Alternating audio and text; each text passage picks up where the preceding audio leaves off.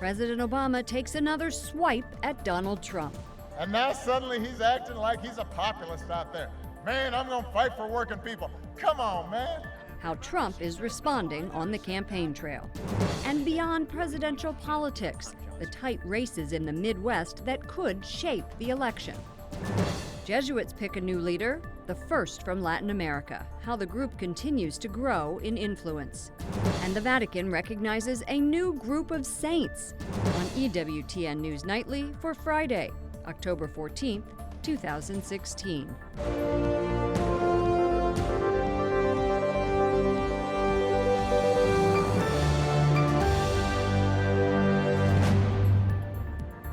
Good evening, and thank you for joining us. I'm Lauren Ashburn. Donald Trump defends his record, denying allegations of inappropriate contact with women. The stories are total fiction. They're 100% made up. They never happened. They never would happen. Trump spoke today again during a campaign rally in Greensboro, North Carolina. He says the women could have wrongly accused anybody. And President Obama continues to criticize Trump, this time during a campaign event for Hillary Clinton in Cleveland.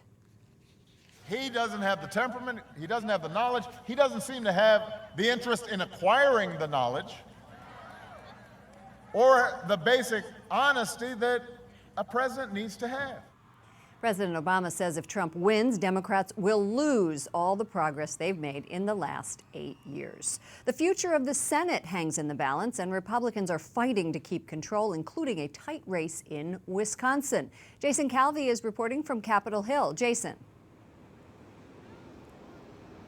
Lauren, Wisconsin is one of the keys for control of the Senate. Earlier this year, it looked like the Republican was set to lose his seat, but as we've gotten closer to Election Day, the polls have narrowed. Both men face off tonight in debate. Wisconsin Senate rematch, a chance for former Democratic Senator Russ Feingold to retake his seat from Republican Ron Johnson. In 2010, Johnson beat Feingold by 6 points. If Ron Johnson wins re-election, which I think will determine whether we keep the Senate, if we lose the Senate, do you know who becomes the chairman of the Senate Budget Committee? A guy named Bernie Sanders. You ever heard of him? This just tells you what we would be dealing with in a divided government if we lose control of the Senate. And so losing the Senate makes it that much more difficult for us to even put a bill on a president's desk. The Real Clear Politics average of polls puts Feingold up 3 points. Senator Johnson is still supporting Donald Trump, but he says he has prior engagements and won't campaign with him in Wisconsin on Monday. Democrats are trying to win moderate voters by equating Johnson with Trump. Johnson is walking as tight a tightrope as I think almost any other Senate candidate in the country right now.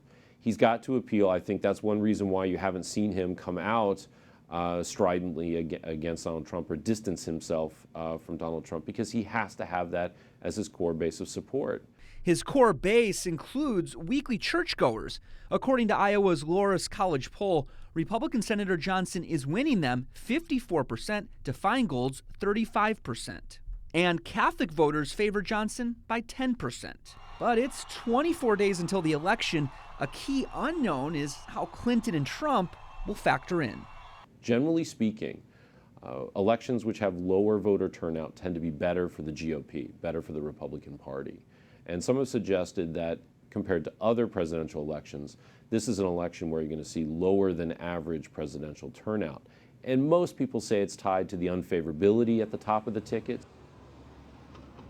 On Life, Senator Johnson voted to ban most abortions after 20 weeks of pregnancy, whereas Feingold voted in support of partial birth abortion. But for most Wisconsin voters, the most important issues this election are the economy, national security, terrorism, health care, and control of the Supreme Court. That's according to that Loras College poll. Lauren? Jason, what about the presidential nominees? How are they doing in Wisconsin? Well, Clinton is up by about 6 points, according to the Real Clear Politics average of polls. The last time a Republican nominee won Wisconsin was Ronald Reagan in 1984. Okay, thank you, Jason Calvi on Capitol Hill.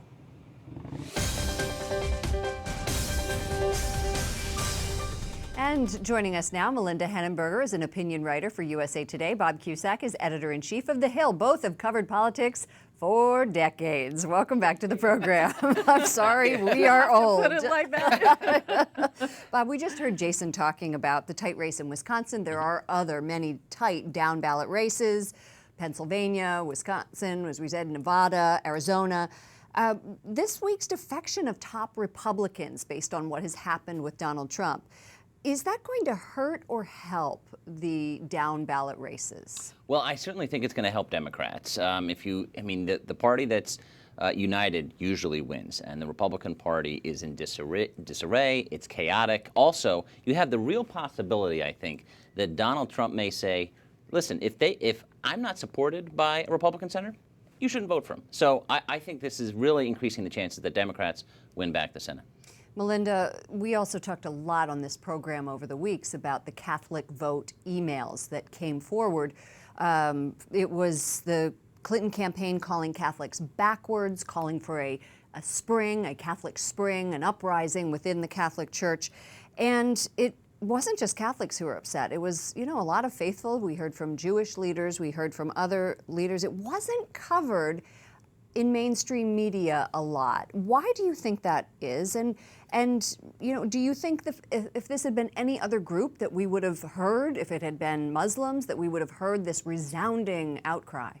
Well, interesting to me that those were two Catholics, John Podesta and Jen Palmieri, who made those comments, and that in other years when there have been similar scandals within a campaign, for example, when John Edwards had hired a couple of people who were writing for, frankly, very anti-Catholic blogs, they were fired, and that was a very big deal that was widely covered in the media.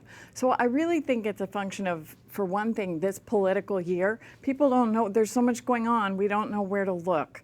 I mean, every day there are these explosive allegations, and I think this was more the case of it just kind of getting lost in the shuffle of so much news. Well, that brings us to another interesting point, Bob, that all of these women came out saying that Trump touched them. They came out in the media inappropriately, and he's denied all of those claims. What happens, if more women do come forward? That seems to be what has knocked these Catholic emails and Hillary Clinton off of the radar. Oh, yeah, absolutely. I mean, I think that in most presidential election years, if, let's say, it wasn't Donald Trump at the top of the ticket, those stories on the emails and the Catholic controversy would have been front page news. But Trump just has taken all the attention. It seemed like more women coming out every day, not having proof, but then after that Apprentice video and audio came out, that was the trigger. And that's why this has just been a terrible month for Donald Trump. You were telling me earlier that your publication is writing a story right now about Charlie Cook. Mm-hmm. Yeah, Charlie Cook, political handicapper, nonpartisan. He tweeted out that, look at this poll, which is a new Fox poll, and he said the race is now over. That is absolutely unbelievable, Melinda, 25 days away from this. I talked to Newt Gingrich yesterday, and he made a big distinction between Big Trump and Little Trump. And he said that Little Trump is pretty pathetic. He doesn't emulate political greats like Ronald Reagan or Dwight Eisenhower. He gets petty. He's had great success at this kind of attitude and this kind of demeanor. Do you think it's changing now or needs to change? I don't think his approach is changing at all. If anything, he's doubling, tripling, and quadrupling down. He is more himself than ever in the final days. But when you look at the polling, it's hard to say it's not over. And we can see what the impetus is, as you said, about this tape coming out, where it's difficult for Donald Trump to now deny he ever did any of these things when he himself implicated himself and bragged about it and thought this was something to brag about. Well, we will have a lot to talk about in the coming weeks. There is no question about that. Bob Cusack, editor-in-chief of The Hill, Melinda Henenberger, an opinion writer with USA Today. Thank you so much for joining us. Thanks, Other stories our EWTN News Nightly team is covering in today's world. North Carolina reports 2 more deaths from Hurricane Matthew. The storm killed more than 40 Americans, including 24 in North Carolina. Flooding is still a major problem. The hurricane dropped tons of rain. The crest is swollen in rivers. They're still moving downstream, and flooding along communities continues to happen. In Kinston, hundreds of homes are in the flood zone. The mayor says it could have been much worse. What has been amazing has been the worst disaster in our community's history was Hurricane Floyd in '99. It may actually be the very thing that saved a lot of lives this time around because so many homes were bought out, demolished. There's no water in Lumberton, North Carolina, after a local water treatment plant flooded. The Obama administration lifts more sanctions on Cuba. National Security Advisor Susan Rice says the regulatory changes are, quote, designed to increase travel, commerce, and the free flow of information. Travelers will no longer have a $100 limit on Cuban rum and cigars that they bring back to America, and cargo ships will also be able to visit U.S. ports directly after docking in Cuba. A Buddhist monk performs funeral rites on Thailand's beloved king, who died yesterday at the age of 88. He was the world's longest reigning monarch. The rites follow a dramatic funeral procession through the streets of Bangkok. Mourners lined the path, openly weeping as the king's hearse passed by. He was considered a unifying force in a country that is often divided. The Jesuits elect their first ever Latin American leader. It follows the election of Pope Francis, the first Jesuit Latin American pope. Reverend Arturo Sosa of Venezuela is the new Father General. Sosa led the Jesuits' international houses. He works in Rome, overseeing the Pontifical Gregorian University, the Vatican Observatory, and other educational centers. He is 67 years old. Mary Shovlin joins us from Rome with more. The Jesuits made history today. How significant is Father Sosa's election? Very significant, Lauren, if you consider that St. Ignatius of Loyola founded this order in the 16th century. So for the past 500 years, they've only had Europeans be their superiors. And so for the first time, they've gone outside of Europe and they've chosen someone from Latin America, which is significant in itself. And if you consider that the Pope is now Jesuit and then he is also from Latin America, well, it brings on an extra added importance. And just speaking with his fellow Jesuits today for Father Sosa, some of his fellow Jesuits who did the electing, they've considered him a very well-rounded leader. They said he's served in the direction of the Jesuits in South America. He's been serving here in Rome. He's a theologian. He's an economist to boot. He's from Venezuela. So he very good skills for leadership, and they're looking forward to his mandate here. The Jesuits have had a deep impact on the church. Tell us about their numbers. I know that they're one of the largest, is that right?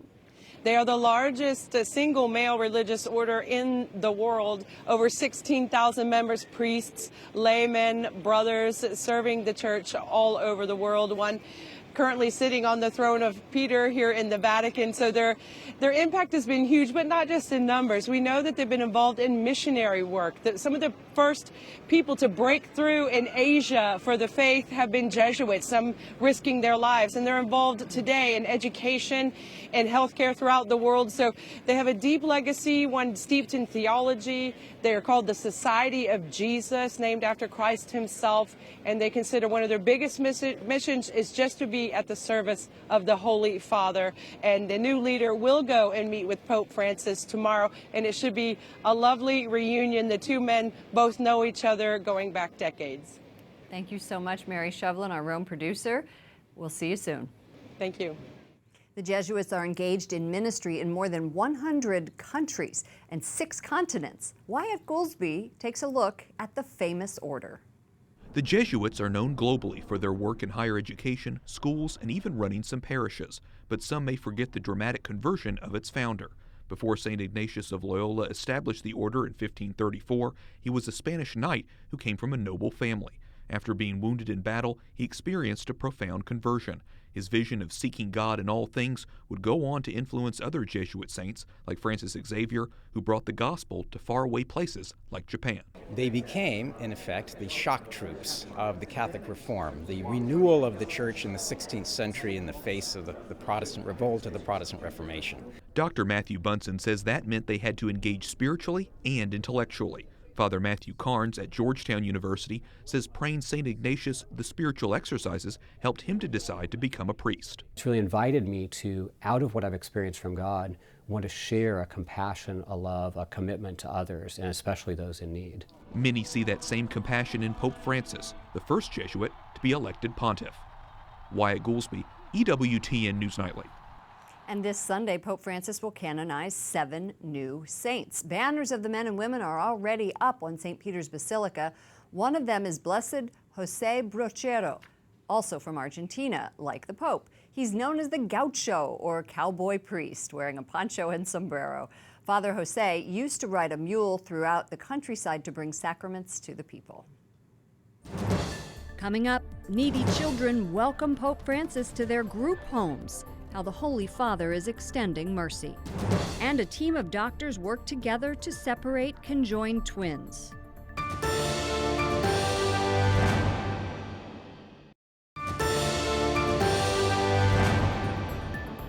Pope Francis continues his Mercy Friday tradition by surprising people in need. Today he paid a visit to young children who live in Rome in a group home. House mothers tried to nurture their growth in the same way a family would. The Holy Father came into kids' rooms, listened to their stories, and shared a snack. Thank you for joining us this evening. I'm Lauren Ashburn.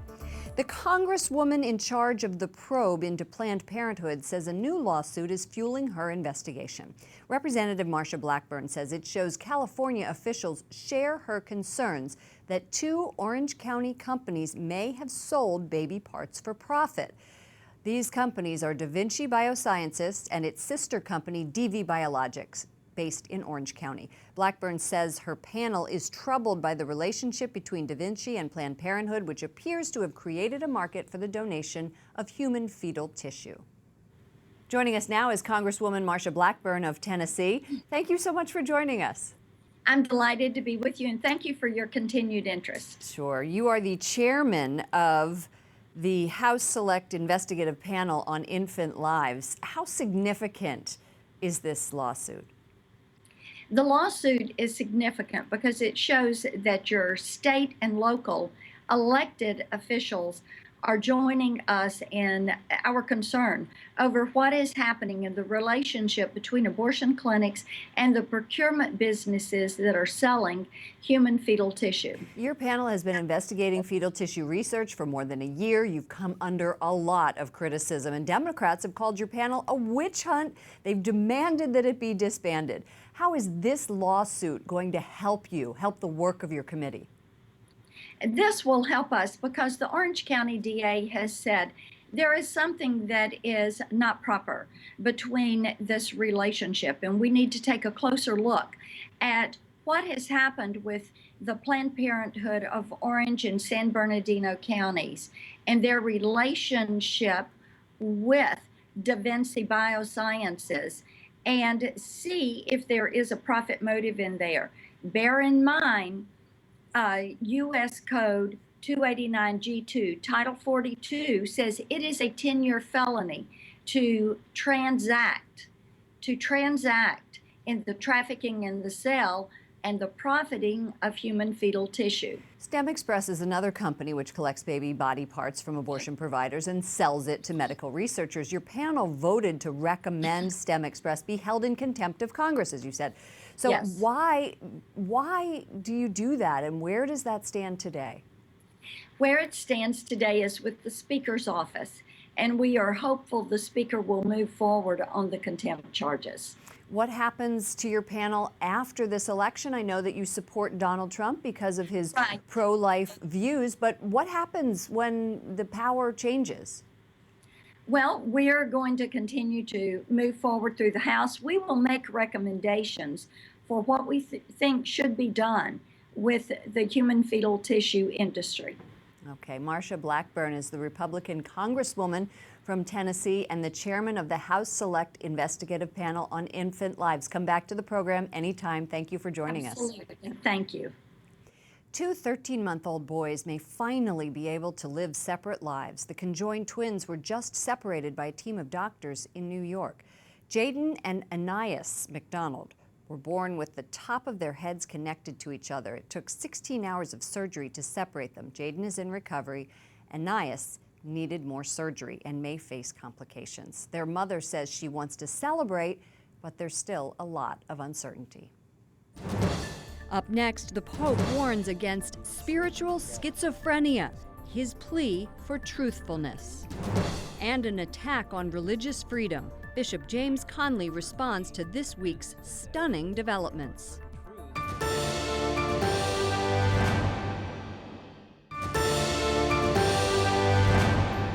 Pope Francis calls on Christians to be on guard against hypocrisy, which he calls a kind of spiritual schizophrenia. The Holy Father made the comments during his daily Mass this morning. He asks everyone to tell the truth.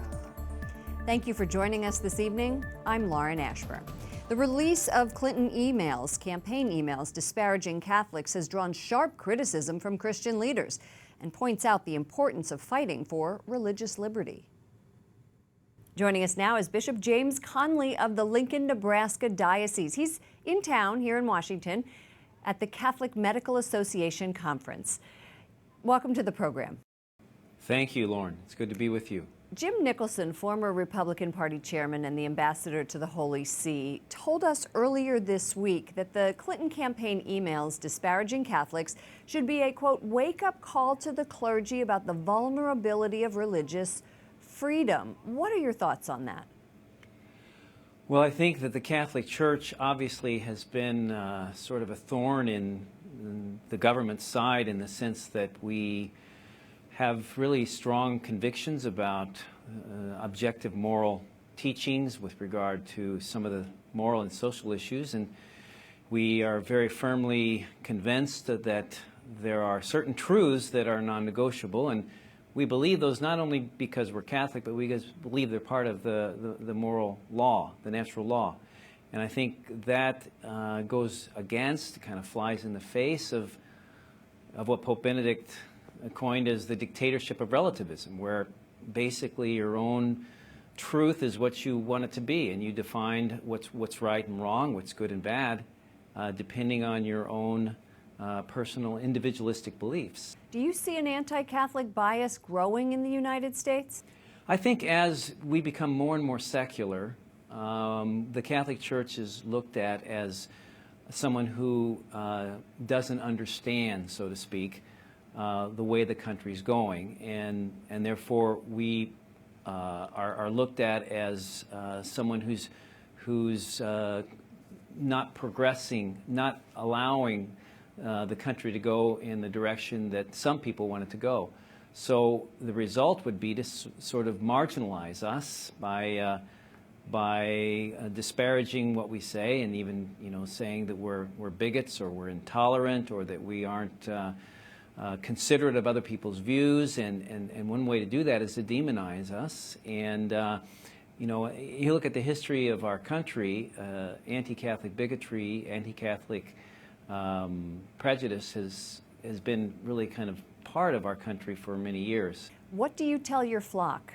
How do you tell them, what do you say to them to do to combat these threats? I think we look at the world, and people in the pews look at the world, and they see it going in a direction that is very much in opposition to the way we see the world. And the way we deal with that, what I would tell people in the pews, is to share the gospel, is to live their faith, and that's what the new evangelization is all about, with great confidence, great joy, and great love and care, compassion and understanding, and not be afraid of that. Not be afraid. Christians have gone through situations like this for 2,000 years, and what it's always won in the end is the joyful, peaceful confidence that Christians live their life, and that's contagious. That's attractive to people. And I just say, live your faith with great confidence and great joy. Bishop James Connelly of the Lincoln, Nebraska Diocese, thank you so much for joining us. Thank you very much. And that does it for us. For the EWTN News Nightly team, I'm Lauren Ashburn. Enjoy your weekend. Good night and God bless.